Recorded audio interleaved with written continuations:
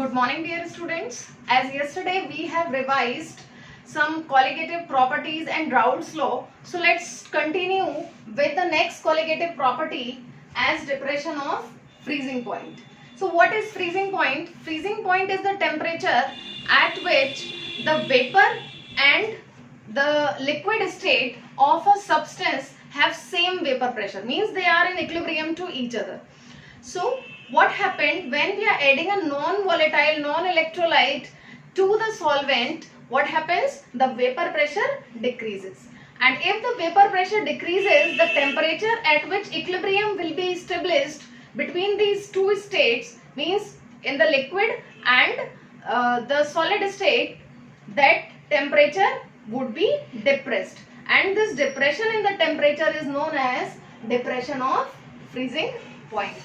It can be denoted like del TF, and it would be the difference between the freezing point of solvent minus freezing point of solution. So del TF is equal to TF naught minus TF. As I have told you, TF naught is the freezing point of pure solvent minus TF is the freezing point of the solution. It can also be expressed as it depends on the molality. Del TF is equal to Kf into small m, where Kf is molar depression constant or cryoscopic constant, because the process is also known as cryoscopy. So as we know that molality is number of moles of solute per kg of solvent, so we can also write it Wb into 1000 upon Mb into Wa when we are to express the mass of the solvent in gram. तो अगर हमें solvent का mass ग्राम में लेना है, so we have to divide it by 1000. So it would be here, 1000 is here. So the complete expression would be del TF is equal to Kf into Wb into 1000 upon Mb into Wa. As I have told you, with all the colligative properties, we can calculate the molecular mass of the solute. So molecular mass can be calculated like Mb is equal to Kf into Wb into 1000 upon del TF into Wa. Now with the help of this, we can give the definition of Kf, means molar depression constant or cryoscopic constant, by that it is the depression of freezing point when molality of the solution is unity. If we will place the value of small m is equal to 1, then del TF would be equal to Kf. So it can be expressed like this, and the unit would be Kelvin kg per mole. Now let's see, we have studied about the applications of depression of freezing point as antifreeze solution, and we used to melt the ice on roads when there is snowfall. In the antifreeze solution, we know in the sub-zero region where temperature is very low, the automobiles car radiators, you may say, that is full of water would be freezed. So we use ethylene glycol, by which depression of freezing point takes place. And in the similar manner, when there is snow on the roads, so we are to scatter either sodium chloride or calcium chloride to melt ice, because by which this mixture is having the low freezing point or depression of freezing point take place. Now let's start with the next colligative property, that is osmotic pressure. So before discussing about the osmotic pressure, we must be knowing what is the osmosis process. Basically, osmosis process is the spontaneous flow of solvent molecule towards the solution, or you may say less concentrated solution to more concentrated solution through SPM. SPM means semi permeable membrane. यानी हम क्या देखते हैं कि low concentration solution का flow किसकी तरफ हो जाता है? मोर कंसंट्रेटेड सोल्यूशन की तरफ, या हम कह सकते हैं कि प्योर सॉल्वेंट का मूवमेंट किसकी तरफ होने लगे? सोल्यूशन की तरफ through the SPM semi permeable membrane. तो प्रोसेस क्या कहलाती है? हमारी ऑस्मोसिस प्रोसेस कहलाती है. It may be of two types, exosmosis और endosmosis. When the liquid come out of the cell, the process is known as exosmosis process, means concentration of the solution is less in the cell than the outermost cell. The process is known as X osmosis, and when the end osmosis is, and osmosis में क्या होगा कि and osmosis में जो outside solution है वो move करेगा cell के अंदर. It means the concentration of the outermost liquid is less in comparison to the cell. So let's see the osmotic pressure. Osmotic pressure is expressed as pi. और osmotic pressure क्या होता है? Osmotic pressure is the minimum excess pressure that is to be exerted on the solution by which the movement of solvent towards the solution side can be prevented. यानी अगर मुझे solvent का flow solution की तरफ रोकना है तो मुझे सोल्यूशन की साइड जो प्रेशर अप्लाई करना पड़ेगा उसको हम क्या कहते हैं? ऑस्मोटिक प्रेशर कहते हैं, जिसको वॉन्टहॉफ इक्वेशन के थ्रू हम लोगों ने प्रूव किया था that it is equal to means pi osmotic pressure is equal to CST. Here S is the solution constant. Means osmotic pressure किस बात पर डिपेंड कर रहा है? कंसंट्रेशन पर और टेम्परेचर पर डिपेंड करता है. We know that concentration is equal to number of moles of solute in V liter of solution. So it can also be written as N upon V, and it has been noticed कि solution pressure is equal to the solution constant is equal to the gas constant. So we can also write here R as an ideal equation of gas. They are having the same values. इसको R की तरह लिख सकते हैं. Finally we will see कि ये एक ideal equation की तरह है, यानी गैस की तरह behave करेगा. In this case the dilute solution. So N upon V R T. So we can also write pi V is equal to nRT, like PV is equal to nRT. तो एक ideal gas equation की तरह ये behave करता है. To N is number of moles, so we can write WB upon MB. So pi would be equal to WB into R into T upon MB into V. Volume would be 1 liter. Now on the basis of the osmotic pressure, the solution are of 3 types. 3 तरीके के रहेंगे, isotonic, hypertonic, hypotonic. वो किस तरीके से हम लोगों ने पढ़े हैं? आइसोटोनिक सोल्यूशन में क्या होता है that both the solution, if we are taking 2 solutions जिनकी कंपैरिजन कर रहे हैं, अगर दोनों का ऑस्मोटिक प्रेशर इक्वल है, means molar concentration same temperature पर सेम है, तो उसको हम क्या कहते हैं? Isotonic solution. There would not be the flow of the solvent towards any side. यानी अगर जैसे कि एग्जांपल में हम ले सकते हैं 0.9% NaCl solution is isotonic to the red blood cells. अगर मैं रेड ब्लड सेल को 0.9% NaCl सोल्यूशन में रख दूं तो there would not be any change in the RBC cell. Means ना तो स्वेल करेगी ना श्रिंक करेगी, यानी मूवमेंट सॉल्वेंट का किसी भी साइड नहीं होगा. तो वो सोल्यूशन क्या कहला रहा है? आइसोटोनिक सोल्यूशन कहला रहा है. इसका मतलब RBC के अंदर जो प्लाज्मा है उसका कंसंट्रेशन और जो हमारा आउटसाइड हमने सोल्यूशन लिया 0.9% NaCl, दोनों का कंसंट्रेशन सेम है. इन अ सिमिलर मैनर हाइपोटोनिक कब बनेगा? हाइपोटोनिक तब बनेगा अगर मैं 0.9% NaCl सोल्यूशन की जगह लोअर कंसंट्रेशन वाला सोल्यूशन ले लूं. यानी अब मेरे सोल्यूशन की कंसंट्रेशन 0.9% NaCl से अगर लेस है तो ये क्या बनाएगा? हाइपोटोनिक सोल्यूशन बनाएगा. और अगर किसी हाइपोटोनिक सोल्यूशन में मैंने रेड ब्लड सेल को रख दिया, देन व्हाट विल हैपन? इसका कंसंट्रेशन लो है. कंसंट्रेशन लो है तो हमारे ऑस्मोसिस प्रोसेस में क्या होता है?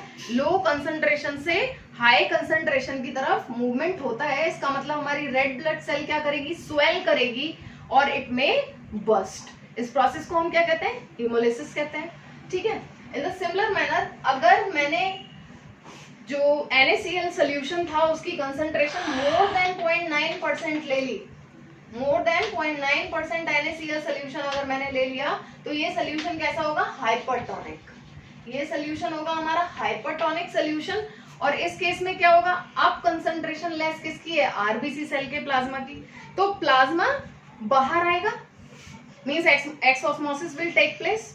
और अगर बाहर आएगा तो इसका मतलब सेल क्या हो जाएगी? श्रिंक कर जाएगी.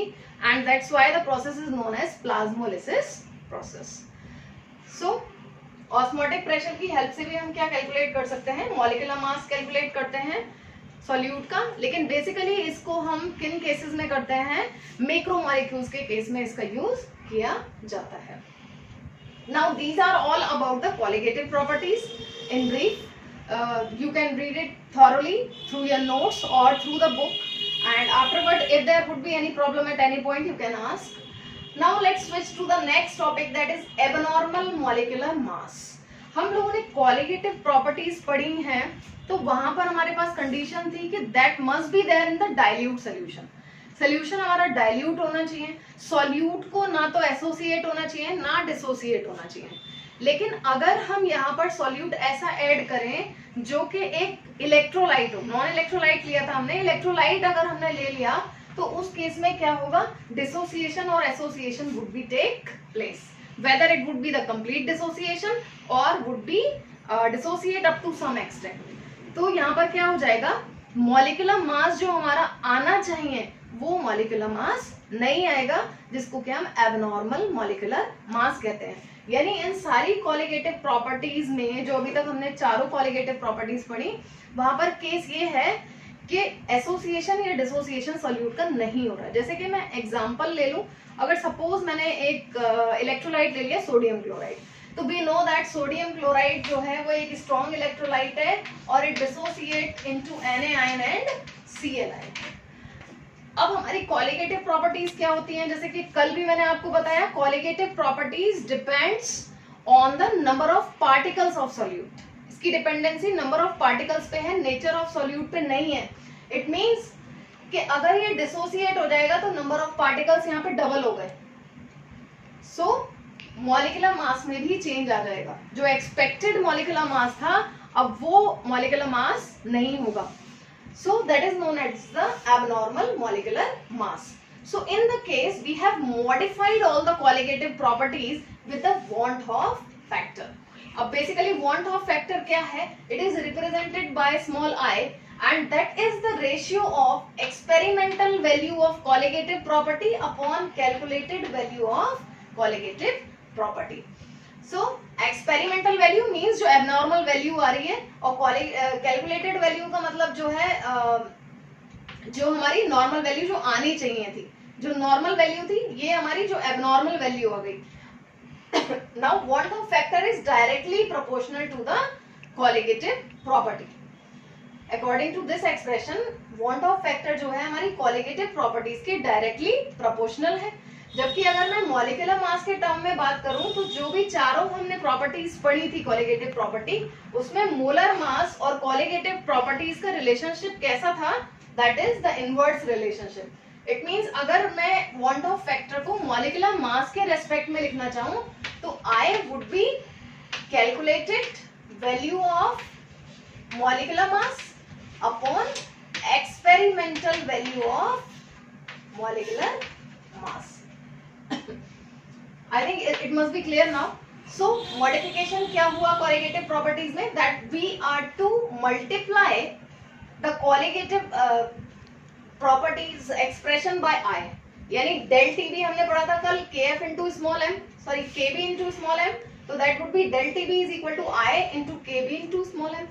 In the similar manner del TF हमने आज पढ़ा है KF into small m, so you have to multiply it by I.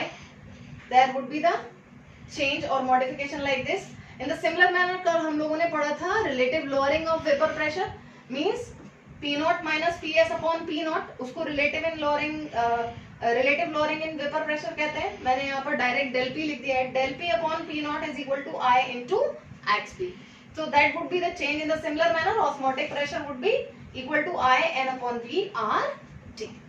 So like this there would be the change in the formulas when there is the association or dissociation of the solute take place. So with the help of this we can calculate the want of factor as well as the molecular mass. जो भी molecular mass में change आएगा इस expression को open करके जब हम लिखेंगे तो यहाँ पर जैसे कि depression increasing point है, I से multiply कर दो, rest would be same. You can calculate the want of factor और want of factor calculate करके हम क्या निकाल सकते हैं, degree of dissociation और association भी निकाल सकते हैं. ठीक है.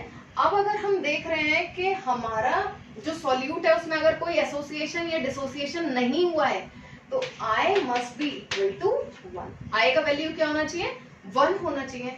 जब हम डिसोसिएशन देखेंगे तो I का वैल्यू ग्रेटर देन 1 होना चाहिए. जब हम एसोसिएशन देखेंगे आई का वैल्यू यानी बॉन्ड ऑफ फैक्टर का वैल्यू स्मॉलर देन 1 होना चाहिए, बिकॉज डिसोसिएशन पे एक से ज्यादा मॉलिक्यूल बन जाएंगे, नंबर ऑफ पार्टिकल्स बढ़ जाएंगे, एसोसिएशन में कम हो जाएंगे, तो वैल्यू लेस देन 1 आएगा। और with the help of this हम लोगों ने डिराइव किया था कि कैसे डिग्री ऑफ डिसोसिएशन कैलकुलेट कर सकते हैं। तो formula is alpha is equal to i minus 1 upon n minus 1। N यहाँ पर क्या रिप्रेजेंट कर रहा है कि कितने नंबर ऑफ पार्टिकल्स में डिसोसिएट हो रहा है। जैसे कि अगर मान लीजिए मैं NaCl कहूँ तो यहाँ n का वैल्यू क्या हो जाएगा 2 हो जाएगा। इन द सिमिलर मैनर जब हम एसोसिएशन देखते हैं यानी डिग्री ऑफ एसोसिएशन देखते हैं, फॉर्मूला क्या होता है हमारा, alpha is equal to 1 minus i upon 1 minus 1 upon n. तो अगर मैं बेंजोइक एसिड का एग्जांपल लेती हूँ तो बेंजोइक एसिड डाइमराइज करता है, डाइमर बनाता है, तब उसमें भी n का वैल्यू कितना आएगा 2 आएगा। So like this you can calculate the degree of dissociation or association with the help of this formula. So here we have completed the revision of solution chapter and you have taken the brief idea of it. So keep revising it, prepare it for your UT exams. Thank you.